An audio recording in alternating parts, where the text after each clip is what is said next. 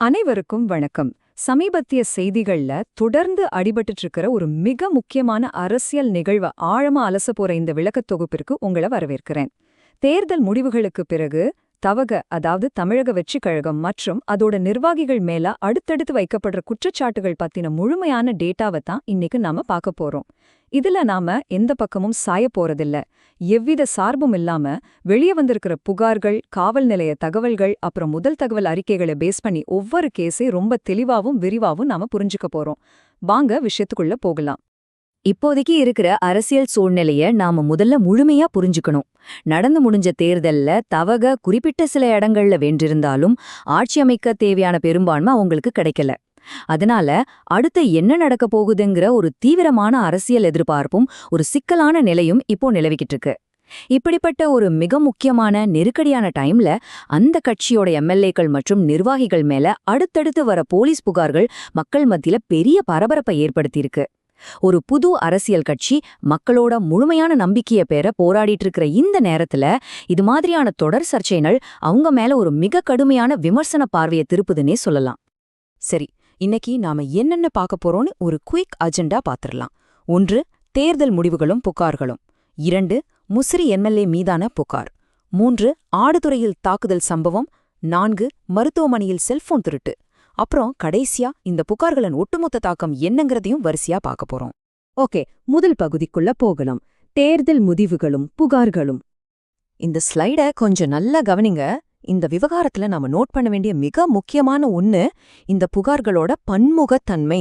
அதாவது இது ஏதோ ஒரு ஊர்ல ஒரு குறிப்பிட்ட நபர் மேல வைக்கப்படுற குற்றச்சாட்டு கிடையாது.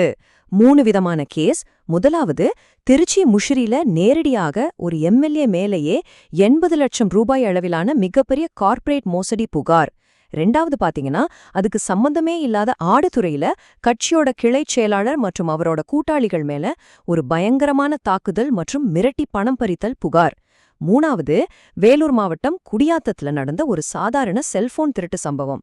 இடங்கள் வேற வேற, குற்றம் சாட்டப்பட்டவங்களோட அரசியல் பொறுப்புகள் வேற வேற, குற்றச்சாட்டுகளோட தீவிரத்தன்மையும் முற்றிலும் வேற. இதுதான் இந்த ஒட்டுமொத்த விவகாரத்தையும் இவ்ளோ சென்சிட்டிவ் ஆக்குது. இப்போ நம்மளோட முதல் கேஸ், முசிறி எம்எல்ஏ மீதான புகார் பத்தி விரிவா பார்க்கலாம்.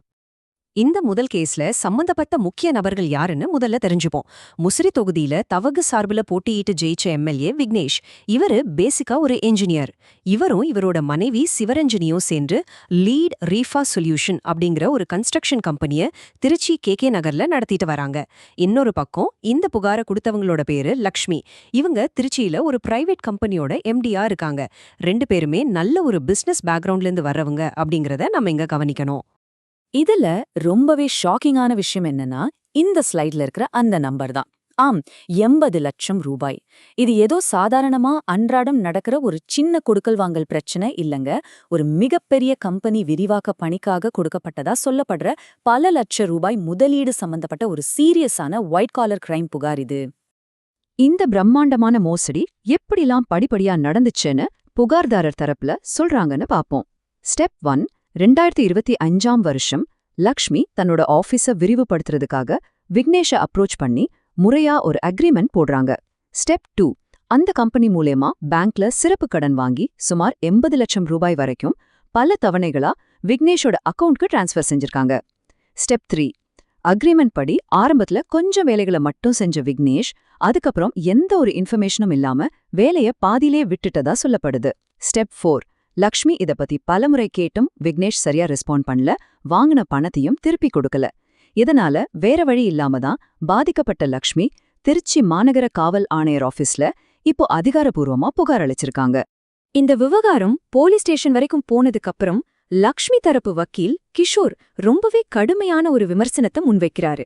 அவர் என்ன சொல்றாருன்னா, சட்டத்தை மதிக்க வேண்டிய, சட்டத்தை இயற்ற வேண்டிய ஒரு எம்எல்ஏ போலீஸ் அதிகாரிகளுக்கே சரியான மதிப்பு கொடுக்காம நீங்க எதுவா இருந்தாலும் சம்மன் கொடுங்க, நாங்க பாத்துக்கிறோம்னு ரொம்ப அலட்சியமா பேசுறாருன்னு பகிரங்கமா குற்றம் சாட்டுறாரு. மக்கள் பெருவாரியான வாக்குகள் போட்டு ஜெயிச்சு வந்த ஒரு எம்எல்ஏ சாதாரண விசாரணைக்கு கூட ஒத்துழைக்க மறுக்கிறது கண்டனத்துக்குரியதுன்னு அந்த வழக்கறிஞர் பதிவு செஞ்சிருக்காரு. கொஞ்சம் யோசிச்சு பாருங்க. ஆளுங்கட்சி அந்தஸ்துல இருக்கிற ஒருத்தரை எதிர்த்து ஒரு சாதாரண குடிமகள் போராடும்போது அவங்களுக்கு எவ்ளோ பெரிய பயம் இருக்கும்னு. அடுத்து 2வது கேஸ் ஆடுதுறையில் நடந்த தாக்குதல் சம்பவம். இது முந்தைய கேஸ்லேருந்து எவ்ளோ மாறுபடுதுன்னு நீங்களே பாருங்க. இந்த 2வது சம்பவம் திருவிடைமருதூர் பக்கத்துல இருக்கிற ஆடுதுறையில நடந்திருக்கு.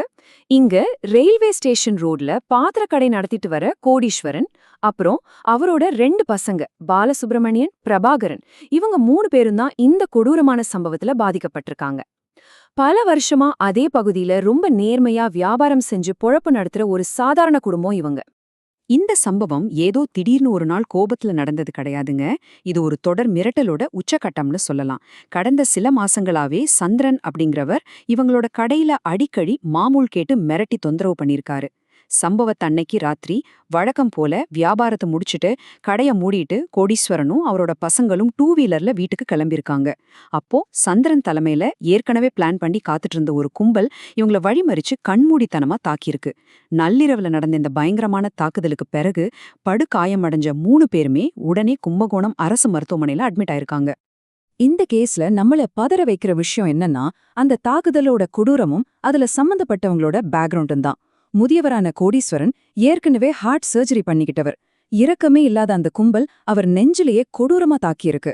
அப்பாவை காப்பாற்ற வந்த மகனுக்கும் ரத்தம் கொட்டுற அளவுக்கு அடி விழுந்திருக்கு. அது மட்டும் இல்லாம அத்தனை நாள் வியாபார பணமா அவர் பையில வச்சிருந்த 68,700 ரூபாயையும் அந்த கும்பல் கொள்ளையடிச்சிட்டு போயிருக்காங்க. இதுல போலீஸ் கம்ப்ளைண்ட்ல சொல்லப்பட்டிருக்கிற அதிர்ச்சியான தகவல் என்னன்னா, ஆயுதங்களோட தாக்கி அந்த 10 பேர் கொண்ட கும்பல்ல தவைஹாவோட ஆடுதுறை பகுதி கிளை செயலாளர் எடிசன் அப்படிங்கிறவரும் நேரடியா இருந்திருக்காரு அப்படிங்கிறதுதான். ஒரு உள்ளூர் அரசியல் பிரமுகர் இந்த மாதிரி கட்டப் பஞ்சாயத்து வன்முறையில இறங்குறது அங்க பெரிய அதிர்வலையை ஏற்படுத்தியிருக்கு. சரி, இப்போ நம்மளோட 3வது கேஸ் மருத்துவமனையில் நடந்த செல்போன் திருட்டு விவகாரத்துக்கு வருவோம். முன்னாடி பார்த்த 2 பெரிய கேசுகளை தொடர்ந்து வேலூர் மாவட்டம் குடியாத்தம் மாவட்ட அரசு மருத்துவமனையில நேத்து ராத்திரி முற்றிலும் மாறுபட்ட ஒரு சம்பவம் நடந்திருக்கு.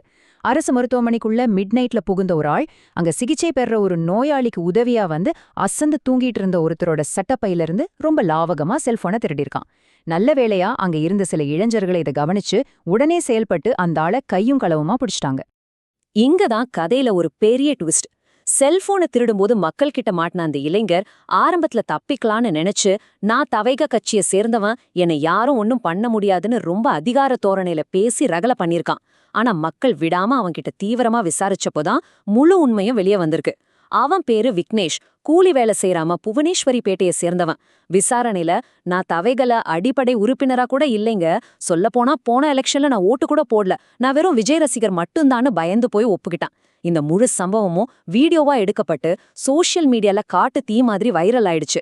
ஒரு சாதாரண திருடன் கட்சியோட பேரை யூஸ் பண்ணி தப்பிக்க நினைச்சது கட்சி தலைமைக்கு ஒரு தேவையில்லாத தர்ம சங்கடத்தை உருவாக்கிடுச்சு. அப்புறம் அந்த நபரை குடியாத்தம் போலீஸ் கிட்ட மக்கள் ஒப்படைச்சிட்டாங்க. நாம கடைசி பகுதிக்கு வந்துட்டோம்.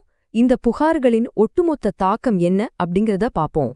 நாம இதுவரைக்கும் பார்த்த இந்த 3 தனித்தனி சம்பவங்களையும் இப்போ ஒரு பெரிய அரசியல் பார்வையில ஒன்னா இணைச்சு பாப்போம். நியூஸை பொறுத்த வரைக்கும் அடுத்தடுத்த நாட்கள்ல தவக அப்படிங்கிற கட்சியோட பேரோட இணைஞ்சு போலீஸ் ஸ்டேஷன்கள்ல தொடர்ந்து புகார்கள் பதிவாகிறது இதுதான் முதல் முறை. ஒரு பக்கம் கட்சியில அதிகாரப்பூர்வ பொறுப்புல இருக்கிற எம்எல்ஏ மற்றும் உள்ளூர் கிளை செயலாளர் மேல பல லட்ச ரூபாய் மோசடி, இரக்கமற்ற வன்முறைன்னு சீரியஸான புகார்கள். இன்னொரு பக்கம் கட்சிக்கும் அதுக்கும் எந்த சம்பந்தமும் இல்லாட்டினா கூட கட்சியோட பேரை தவறா யூஸ் பண்ண நினைக்கிற ரசிகர்கள் பண்ற சின்ன சின்ன குற்றங்கள். எலெக்ஷன் முடிஞ்சு அடுத்த கட்டத்தை நோக்கி நகர்ற ஒரு மிக முக்கியமான சென்சிட்டிவான இந்த நேரத்துல இது எல்லாமே சேர்ந்து தவக கட்சி மேல ஒரு மிக கடுமையான விமர்சன பார்வைய மக்கள் மத்தியில உருவாக்கியிருக்கு. நாம இந்த அலசலோட இறுதிக்கு வந்துட்டோம். நாம பார்த்த இந்த டேட்டா எல்லாமே நம்ம முன்னாடி ரொம்ப வலுவான ஆழமான ஒரு கேள்வியை வைக்குது. கட்சியோட முக்கிய நிர்வாகிகள் மேல அடுத்தடுத்து வர இந்த குற்றச்சாட்டுகளும் தீவிரமாகிட்டு வர்ற போலீஸ் விசாரணைகளும் மக்கள் பார்வையில தவகோவோட அந்த தூய்மையான பிம்பத்தை எப்படி பாதிக்கப் போகுது? ஆரம்ப கட்டத்திலேயே வந்திருக்கிற இந்த மாபெரும் சவால்களையும் விமர்சனங்களையும் தாண்டி கட்சி தன்னோட அரசியல் நிலைப்பாட்டையும் மக்களோட நம்பிக்கையையும் எப்படி தக்க வச்சுக்க போகுது? இந்த கேள்விகளுக்கான உண்மையான பதில காலமும் காவல்துறையோட அடுத்த கட்ட சட்டப்பூர்வ நடவடிக்கைகளும் தான் நிச்சயமா தீர்மானிக்க போகுது. இந்த விளக்கத் தொகுப்போ உங்களுக்கு ரொம்பவே பயனுள்ளதா இருந்திருக்கும்னு நம்புறேன். இதே மாதிரி டேட்டா அடிப்படையிலான இன்னொரு சுவாரஸ்யமான அலசல்ல நாம சீக்கிரமே சந்திப்போம். நன்றி.